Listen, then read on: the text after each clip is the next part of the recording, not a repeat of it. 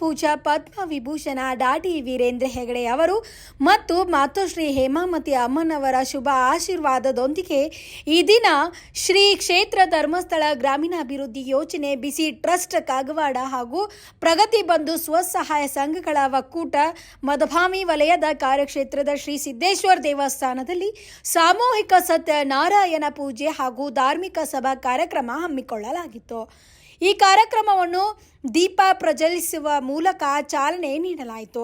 ಈ ಕಾರ್ಯಕ್ರಮದಲ್ಲಿ ಕಾಗವಾಡ ತಾಲೂಕಿನ ಯೋಜನಾಧಿಕಾರಿಗಳಾದ ಸಂಜೀವ್ ಮರಾಠಿ ಕಾಗವಾಡ ಯೋಜನಾ ಕಚೇರಿಯ ಪರಿಚಯ ಹಾಗೂ ಸಂಘದ ಸಾಧನೆಯನ್ನು ತಿಳಿಸುವುದರ ಜೊತೆಗೆ ಸಾಮಾಜಿಕ ಆರ್ಥಿಕ ಶಿಸ್ತು ಗುಣಮಟ್ಟದ ನಿರ್ವಹಣೆ ಹಾಗೂ ಸಾಮಾಜಿಕ ಕಳಕಳಿ ಮಹಿಳೆಯರ ಸ್ವಾವಲಂಬಿ ಜೀವನ ನಡೆಸುವಲ್ಲಿ ಸಂಘದ ಪಾತ್ರದ ಕುರಿತು ಯೋಜನೆ ಬೆಳೆದು ಬಂದ ದಾರಿ ಸ್ವಸಹಾಯ ಸಂಘಗಳ ಮಹತ್ವ ಬ್ಯಾಂಕಿನ ಮೂಲಕ ಡಿಸಿಯಾಗಿ ವರ್ಕ್ ಮಾಡ್ತಾ ಇರುವ ಸಂಸ್ಥೆ ಸಂಘದ ಸದಸ್ಯರಿಗೆ ಬ್ಯಾಂಕ್ನಿಂದ ಪ್ರಗತಿ ನಿಧಿ ತೆಗೆಸಿಕೊಡುವುದು ಧರ್ಮಸ್ಥಳ ಸಂಸ್ಥೆಯಾಗಿದ್ದು ಇದರ ಸದುಪಯೋಗವನ್ನು ಪಡೆದುಕೊಂಡು ಉತ್ತಮ ರೀತಿಯಿಂದ ಸಾಲ ಮರುಪಾವತಿ ಸಾಲದ ವಿನಿಯೋಗ ಮಾಡಿಕೊಂಡು ಸಂಘವನ್ನು ಉತ್ತಮವಾಗಿ ನೋಡಿಕೊಳ್ಳುವುದು. ಶ್ರೀ ಸತ್ಯನಾರಾಯಣ್ ಪೂಜಾ ಕಾರ್ಯಕ್ರಮದಿಂದ ಪ್ರತಿ ಕುಟುಂಬಗಳಲ್ಲಿ ಧಾರ್ಮಿಕ ಮಹತ್ವ ಹಾಗೂ ಕುಟುಂಬ ಮಕ್ಕಳಿಗೆ ಧಾರ್ಮಿಕದ ಬಗ್ಗೆ ಮಹತ್ವ ಅವರಿಗೆ ಉತ್ತಮ ಶಿಕ್ಷಣ ನೀಡುವ ಸಂಸ್ಕಾರ ನೀಡುವಂತೆ ಮಾಹಿತಿ ಮಾರ್ಗದರ್ಶನ ನೀಡಿದರು. ದಿವ್ಯ ಸಾನ್ನಿಧ್ಯ ಶ್ರೀ ಶ್ರೀ ಬಸವರಾಜ ಶರಣರು ಜುಂಜರವಾಡ ಮಠ ಅವರು ಮಾತನಾಡಿ ಪರಮಪೂಜ್ಯ ವೀರೇಂದ್ರ ಹೆಗಡೆಯವರ ಸಮಾಜಕ್ಕೆ ಅದ್ಭುತವಾದ ಶಕ್ತಿಯಾಗಿ ನಿಂತಿದ್ದಾರೆ. ಸಂಸ್ಥೆಯ ಮೂಲಕ ಅನೇಕ ಕಾರ್ಯಕ್ರಮಗಳನ್ನು ನೀಡಿ ಬಡವರ ಬಾಳಿಕೆ ದಾರಿದೀಪವಾಗಿದ್ದಾರೆ ಎಂದು ಹಾಗೂ ಧಾರ್ಮಿಕ ಪೂಜಾ ಕಾರ್ಯಕ್ರಮಗಳಿಂದ ಸಮಾಜದಲ್ಲಿ ಧಾರ್ಮಿಕ ಮನೋಭಾವ ಬೀಳುತ್ತದೆ. ಇಂತಹ ಕಾರ್ಯಕ್ರಮಗಳನ್ನು ಈಗಿನ ಪೀಳಿಗೆಗೆ ಬಹಳ ಮುಖ್ಯ ಎಂದು ಆಶೀರ್ವಚನೆ ನೀಡಿದರು. ಮಟ್ಟಕ್ಕೆ ಬಂದು ಅನೇಕ ಕಾರ್ಯಕ್ರಮಗಳನ್ನು ಆಯೋಜನೆ ಮಾಡಿಕೊಂಡು ಪ್ರತಿ ಕಾರ್ಯಕ್ರಮವನ್ನು ಕೂಡ ಅತ್ಯಂತ ಯಶಸ್ವಿಯಾಗಿ ಇವತ್ತು ಸಮಾಜಕ್ಕೆ ಕೊಡುಗೆಯಾಗಿ ತನ್ನ ಎಲ್ಲ ವ್ಯವಸ್ಥೆಗಳನ್ನು ತಮ್ಮ ಸರ್ವಸ್ವವನ್ನು ಇವತ್ತು ಸಮಾಜಕ್ಕೆ ಕೊಡುಗೆಯಾಗಿ ಕೊಟ್ಟಂತರು ಅಂತ ಹೇಳಿದ್ರೆ ಇವತ್ತು ಪೂಜ್ಯ ವೀರೇಂದ್ರ ಹೆಗಡೆ ಅವರು. ಯಾಕಂತ ಹೇಳಿದ್ರೆ ಇವತ್ತು ಬಹಳಷ್ಟು ಸುಮಾರು 1982ರಲ್ಲಿ ಈ ಒಂದು ಧರ್ಮಸ್ಥಳ ಗ್ರಾಮಾಭಿವೃದ್ಧಿ ಯೋಜನೆ ಅನ್ನುವಂತಹ ಕಾರ್ಯಕ್ರಮವನ್ನು ಇವತ್ತು ಪ್ರಾರಂಭಿಸುತ್ತಾರೆ. ಈ ಒಂದು ಕಾರ್ಯಕ್ರಮ ಪ್ರಾರಂಭ ಮಾಡಲಿಕ್ಕೂ ಕೂಡ ಬಹಳ ಒಂದು ಅದ್ಭುತವಾದಂತಹ ಉದ್ದೇಶ ಇದೆ. ಏನಂತ ಹೇಳಿದ್ರೆ ಕಳೆದ 20 ತಲೆಮಾರುಗಳಿಂದ 20 ಧರ್ಮಾಧಿಕಾರಿಗಳು ಇವತ್ತು ಕ್ಷೇತ್ರವನ್ನು ಇವತ್ತು ನೋಡಿಕೊಂಡಿದ್ದಾರೆ. ಆದರೆ ಆ ಒಂದು ಹಂತದಲ್ಲಿ ಅನೇಕ ಧಾರ್ಮಿಕ ಚಟುವಟಿಕೆಗಳ ಮುಖಾಂತರದಲ್ಲಿ ಅಲ್ಲೇ ಇರುವಂತಹ ಒಂದಿಷ್ಟು ಅಕ್ಕಪಕ್ಕದ ಗ್ರಾಮಗಳಿಗೆ ಇವತ್ತು ಸೇವೆಯನ್ನು ಕೊಡ್ತಾ ಬಂದಿದ್ದಾರೆ. ಪೂಜ್ಯರು 21ನೇ ಧರ್ಮಾಧಿಕಾರಿಯಾಗಿ ಪಟ್ಟಕ್ಕೆ ಬಂದಂತ ಸಂದರ್ಭದಲ್ಲಿ ತುಂಬಾ ಸಮಸ್ಯೆಗಳು ಇವತ್ತು ತಾಂಡವಾಡ್ತಾ ಇತ್ತು. ಆ ಸಂದರ್ಭದಲ್ಲಿ ಇದೆಲ್ಲದಕ್ಕೂ ಕೂಡ ಪರಿಹಾರ ಕೊಡಬೇಕನ್ನುವಂತ ನಿಟ್ಟಿನಲ್ಲಿ ಪೂಜ್ಯರು ಈ ಗ್ರಾಮಾಭಿವೃದ್ಧಿ ಯೋಜನೆಯನ್ನು ಇವತ್ತು ಪ್ರಾರಂಭಿಸುತ್ತಾರೆ. ಈ ಯೋಜನೆ ಪ್ರಥಮದಲ್ಲಿ ಗ್ರಾಮಗಳ ಸರ್ವೆ ಮುಖಾಂತರದಲ್ಲಿ ಪ್ರಾರಂಭವಾದಂತಹ ಯೋಜನೆ ಇವತ್ತು ಈ ಒಂದು ಮಟ್ಟಕ್ಕೆ ಬರಲಿಕ್ಕೆ ಇವತ್ತು ಸಾಧ್ಯತೆಯಾಗಿದೆ. ಸುಮಾರು 45 ವರ್ಷಗಳಿಂದ ಸತತವಾಗಿ ಗ್ರಾಮದಿಂದ ಗ್ರಾಮಕ್ಕೆ, ತಾಲೂಕಿಗೆ, ಜಿಲ್ಲೆಗೆ ವಿಸ್ತರಿಸಿ ಇವತ್ತು ಈ ಯೋಜನೆ ಇಡೀ ಕರ್ನಾಟಕದ ಎಲ್ಲ ಜಿಲ್ಲೆಗಳಲ್ಲೂ ಕೂಡ ಇವತ್ತು ಕರ್ತವ್ಯ ನಿರ್ವಹಿಸ್ತಾ ಇದೆ.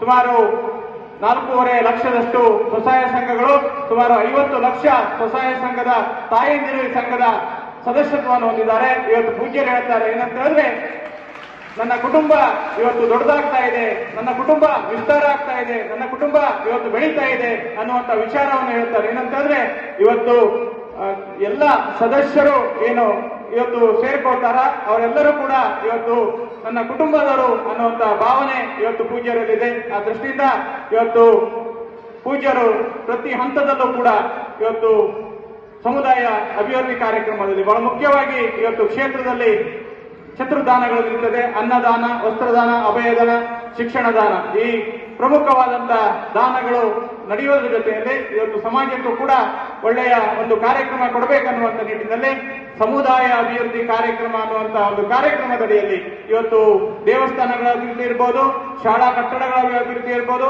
ಶಾಲಾ ಶೌಚಾಲಯಗಳ ಅಭಿವೃದ್ಧಿ ಇರ್ಬೋದು, ಜ್ಞಾನದೀಪ ಶಿಕ್ಷಕರ ಒದಗಣೆ ಇರ್ಬೋದು, ಇವತ್ತು ಕೆರೆ ಅಭಿವೃದ್ಧಿಗಳು ಇರ್ಬೋದು, ಮಹಾಶಾಸನ ಕೊಡುವಂಥದ್ದು ಇರ್ಬೋದು, ವಾತ್ಸಲ್ಯ ಕಾರ್ಯಕ್ರಮಗಳಿರ್ಬೋದು, ಈ ರೀತಿಯ ಅನೇಕ ಕೊರೋನಾ ಸಂದರ್ಭದಲ್ಲಿ ಸರ್ಕಾರಿ ಆಸ್ಪತ್ರೆಗಳಿಗೆ ವೆಂಟಿಲೇಟರ್ ಕೊಡುವಂತ ವ್ಯವಸ್ಥೆ ಮಾಡುವುದರ ಮುಖಾಂತರ ಇಂಥ ಅನೇಕ ಸಮಾಜಮುಖಿ ಕೆಲಸಗಳನ್ನು ಇವತ್ತು ವಾತ್ಸಲ್ಯ ಕುಟುಂಬಗಳಿಗೆ, ನಿರ್ಗತಿಕ ಕುಟುಂಬಗಳಿಗೆ ಇವತ್ತು ಮನೆ ಕಟ್ಟಿಕೊಡುವಂತಹ ಒಂದು ವ್ಯವಸ್ಥೆಯನ್ನು ಇವತ್ತು ಪೂಜ್ಯರು ಮಾಡ್ತಾ ಬಂದಿದ್ದಾರೆ. ಈ ಗ್ರಾಮದಲ್ಲಿ ಇವತ್ತು ಕಳೆದ ವರ್ಷಕ್ಕೆ ನಾವು ಎಲ್ಲ ಹಿರಿಯರ ಸಮ್ಮುಖದಲ್ಲಿ ಸುಮಾರು 1,15,000 ರೂಪಾಯಿಯಲ್ಲಿ ವಿತ್ ಶೌಚಾಲಯ, ಸ್ನಾನಗೃಹ ಹೊಂದಿರುವಂತಹ ಸಣ್ಣ ಮನೆಯನ್ನು ಕಟ್ಟಿ ಇವತ್ತು ತಾಯಿಗೆ ಹಸ್ತಾಂತರ ಮಾಡಿದಂತ ಒಂದು ಹೆಗ್ಗಳಿಕೆ ಇವತ್ತು ಪೂಜ್ಯರಿಗೆ ಸಲ್ಲಬೇಕಾಗ್ತದೆ. ಆ ದೃಷ್ಟಿಯಿಂದ ಇವತ್ತು ಪ್ರತಿಯೊಂದು ಕಾರ್ಯಕ್ರಮವನ್ನು ಪೂಜ್ಯರು ಅತ್ಯಂತ ಯಶಸ್ವಿಯಾಗಿ ಯಾವುದೇ ರೀತಿಯ ಸ್ವಾರ್ಥ ಇಲ್ಲದೆ ಇವತ್ತು ಸಮಾಜಕ್ಕೆ ಕೊಡುಗೆಯಾಗಿ ಇವತ್ತು ಕೊಡ್ತಾ ಇದ್ದಾರೆ. ಆ ದೃಷ್ಟಿಯಿಂದ ಇವತ್ತು ನಾವು ಅರ್ಥ ಮಾಡಿಕೊಳ್ಬೇಕು ಏನಂತಂದ್ರೆ, ನಾವು ಪೂಜ್ಯರಿಗೆ ಕೊಡಬೇಕಾಗಿದ್ದೇನೆಲ್ಲ ನಾವು ವ್ಯವಸ್ಥಿತವಾದಂತ ಶಿಸ್ತುಬದ್ಧವಾದಂತ ವ್ಯವಹಾರ, ಶಿಸ್ತುಬದ್ಧಂತ ಕುಟುಂಬ ನಿರ್ವಹಣೆಯ ಒಂದು ವ್ಯವಸ್ಥೆಯನ್ನು ನಾವು ಕೊಡಬೇಕಷ್ಟೇ ಬಿಟ್ರೆ ಬೇರೆ ಏನು ಪೂಜ್ಯರಿಗೆ ಇವತ್ತು ಕೊಡಬೇಕಾಗಿಲ್ಲ. ಆ ದೃಷ್ಟಿಯಿಂದ ತಾವೆಲ್ಲರೂ ತಾಯಂದಿರು ಇದರ ಜೊತೆಯಲ್ಲಿ ಇದು ಒಂದು ಭಾಗ ಅಂತ ಆದ್ರೆ ಇವತ್ತು ಸಮಾಜದ ಅಭಿವೃದ್ಧಿ ಒಂದು ಭಾಗ ಆದ್ರೆ, ಇನ್ನೊಂದು ಭಾಗದಲ್ಲಿ ಇವತ್ತು ಎಲ್ಲ ಸ್ವಸಹಾಯ ಸಂಘದ ತಾಯಂದಿರಿಗೆ ಬ್ಯಾಂಕಿನಿಂದ ಬ್ಯಾಂಕ್ ಬಿಸಿ ಆಗಿ ಬ್ಯಾಂಕಿಗೆ ತಾನೇ ಜಾಮೀನಿದ್ದು ಇವತ್ತು ಆರ್ಥಿಕ ನೆರವನ್ನು ಕೊಡುವಂತ ಒಂದು ಕಾರ್ಯಕ್ರಮವನ್ನು ಪೂಜ್ಯರು ಇವತ್ತು ಹಾಕೊಂಡು ಬಂದಿದ್ದಾರೆ. ಆ ದೃಷ್ಟಿಯಿಂದ ಇವತ್ತು ನಾವು ಇಲ್ಲಿ ಬ್ಯಾಂಕ್ ಆಫ್ ಮಹಾರಾಷ್ಟ್ರದ ಬ್ಯಾಂಕ್ ಬಿಸಿ ಆಗಿ ಇವತ್ತು ಕೆಲಸವನ್ನು ಮಾಡ್ತಾ ಇದ್ದೇವೆ. ಈ ಕಾರ್ಯಕ್ರಮದಡಿಯಲ್ಲಿ ಬ್ಯಾಂಕಿನ ಮುಖಾಂತರದಲ್ಲಿ ಅತ್ಯಂತ ಕಡಿಮೆ ಬಡ್ಡಿ ದರದಲ್ಲಿ ಇವತ್ತು 15% ರೆಡಿಲಿಂಗ್ ಅಂತ ಹೇಳಿದ್ರೆ 1 ಲಕ್ಷಕ್ಕೆ 1 ವರ್ಷಕ್ಕೆ 7,500 ರೂಪಾಯಿ ಬಡ್ಡಿ ದರದಲ್ಲಿ ಇವತ್ತು ನಮಗೆಲ್ಲರಿಗೂ ಕೂಡ ಆರ್ಥಿಕ ನೆರವನ್ನು ಕೊಡುವಂತ ಒಂದು ಕಾರ್ಯಕ್ರಮ ಇವತ್ತು ನಾವು ಮಾಡ್ತಾ ಇದ್ದೇವೆ. ಆ ದೃಷ್ಟಿಯಿಂದ ಇವತ್ತು ಆಶ್ಚರ್ಯ ಆಗ್ಬಹುದು. ಇವತ್ತು ಕಾಗವಾಡ ವಿಧಾನಸಭಾ ಕ್ಷೇತ್ರ ವ್ಯಾಪ್ತಿ ನನ್ನ ಯೋಜನಾ ಕಚೇರಿ ಬರ್ತದೆ. ಕಾಗವಾಡ ಯೋಜನಾ ಕಚೇರಿ ವ್ಯಾಪ್ತಿಯಲ್ಲಿ ಸುಮಾರು 2,200 ಸ್ವಸಹಾಯ ಸಂಘಗಳು ಒಳಪಡುತ್ತದೆ.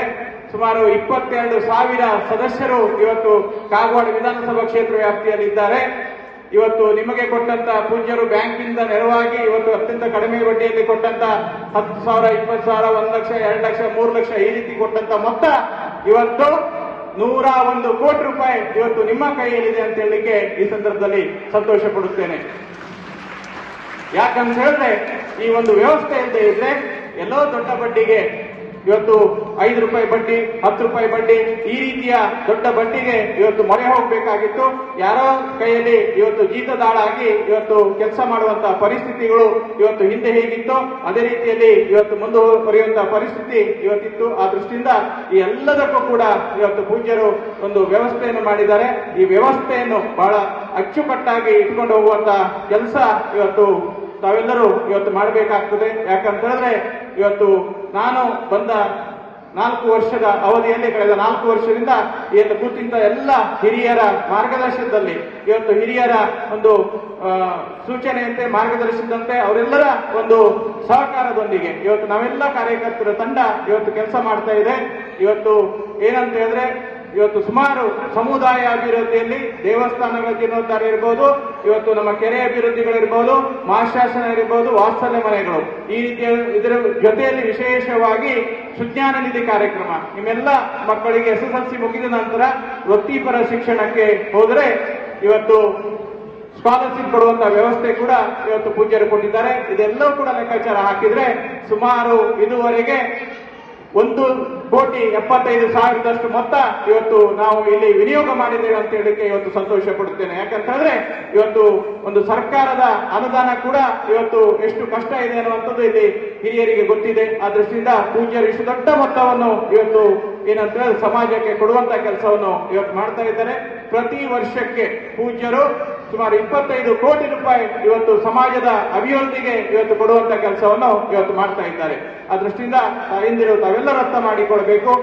ಸಂಸ್ಕಾರ ಮಾಡ್ತೀನಿ ಕಾರ್ಕಾರಬೇಕಾಗಿತ್ತೀಗ ಒಟ್ಟ ಬೆಳೆಸಿಲ್ಲ ಹೌದಲ್ಲ ಹೊಳಗಿತ್ತು ನೀವು ನಮ್ಮ ಜಿಲ್ಲಾ ಪಂಚಾಯತಿ ಮಾಡಿದ್ರೆ ಹ್ಞೂ ಅನ್ನಕತ್ತಾರ ಶುಗರ್ ನಿಮ್ದು ಭಾಳ ಸಿಗ ಅಂತವ್ರು ನೋಡಕ್ಕೆ ಸಿಗೋದು ಅಪ್ರೂವ್ ನಮಗೆ. ಈ ಕೆಲವು ಮಂದಿ ಕುಂತ್ರ 15 ಹೋಳಿಗೆ ಹೇಳ್ತಾರೆ, ನಾನು ಅದನ್ನ 13 ಹೋಳಿಗೆ ತಿಂತೀನಿ ಮನಿದು ಹೊರಗೆ ಹಾಕಾರ ನಾನು ಹೋಳಿಗೆ ತಿಂತೀನಿ ಸುಮ್ಮನೆ ಮಜಾಕ್ ಹೇಳ್ತೀವಿ ನೋಡಿ ಎಷ್ಟು ಮುಖ ಅರಳಿ ಬಿಟ್ಟು ನೆನಪತ್ತ ನೆನಪಿಟ್ಕೊಳ್ಳಿ. ಯಾವುದೇ ನಮ್ಮ ಬದುಕಿರ್ಲಿ, ಏನೇ ನಮ್ಮ ಕಷ್ಟ ಇರಲಿ, ಏನೇ ನಮ್ಮ ತೊಂದರೆ ಇರಲಿ, ಒಂದು ಮಾತ್ರ ನಮ್ಮ ತಾಯಂದ್ರನ್ನ ನೆನಪಿಟ್ಕೊಳ್ಬೇಕು. ಏನ್ ಮಾತು ಅಂತಂದ್ರ ನಮ್ಮ ಕಣ್ಣಾಗ ನೀರು ಬಂದಾಗ, ನಮ್ಮ ಮುಖ ಬಾಡಿದಾಗ, ನಾವು ಅತ್ತಾಗ, ನಾವು ಸತ್ತಾಗ, ನಾವು ಬಿದ್ದಾಗ, ನಮಗೊಂದಿಷ್ಟು ಕಷ್ಟ ಅಂತ ಬಂದಾಗ, ನಮ್ಮ ಸಂಬಂಧಿಕರು ಬರ್ತಾ ಇರೋದು ಗೊತ್ತಿಲ್ಲ, ನಮ್ಮ ಬೀಗರು ಬಿದ್ದರು ಬರ್ತಾ ಇರೋದು ಗೊತ್ತಿಲ್ಲ, ನಮ್ಮನ್ನ ಆಡ್ಕೊಳ್ಳೋರು ಬರ್ತಾ ಇರೋದು ಗೊತ್ತಿಲ್ಲ, ನಮ್ಮನ್ನ ನೋಡ್ಕೊಳ್ಳೋರು ಬರ್ತಾ ಇರೋದು ಗೊತ್ತಿಲ್ಲ. ಒಬ್ಬರು ಮಾತ್ರ ನಮ್ಮ ಕಷ್ಟಕ್ಕಾಗ್ತಾರೆ. ಯಾರಾಗ್ತಾರೆ ಅಂತಂದ್ರೆ ಧರ್ಮಸ್ಥಳದ ಮಂಜುನಾಥ ಸ್ವಾಮಿ ನಮ್ಮ ಕಷ್ಟಕ್ಕಾಗ್ತಾರೆ ಅಂತಕ್ಕಂಥ ತಿಳ್ಕೊಳ್ಳಿ. ನಿಮ್ಮ ಚಪ್ಪಾಳೆ ಅದನ್ನ ಹೇಳಾಗದ ನಮ್ಮ ಕಷ್ಟಕ್ಕಾಗ್ಯಾರ ಅಂತ ಹೇಳಿ, ಹೌದಲ್ಲಿವ? ನಮ್ಮ ಮನೆ ಒಳಗ ನಾವು ಆನಂದದೀವಿ, ನಮಗೊಂದಿಷ್ಟು ಕಷ್ಟ ದೂರ ಆಗ್ಯಾವ. ಯವ ಬಂಧುಗಳಾದವರು ಬಂದುಂಡು ಹೋಗುವರು, ಬಂಧನದ ಕಳಿಯಲರಿಯರು. ಸರ್ವಜ್ಞ ಬಹಳ ಚಂದ ಹೇಳ್ತಾರೆ, ಒಂದು ಸ್ವಲ್ಪ ಶಾಂತ ಕೂಡ್ರಿ, ನಿಮ್ಮ ಶಾಂತತೆಗೆ ಒಂದು ದೊಡ್ಡ ಶಕ್ತಿ ಐತಿ.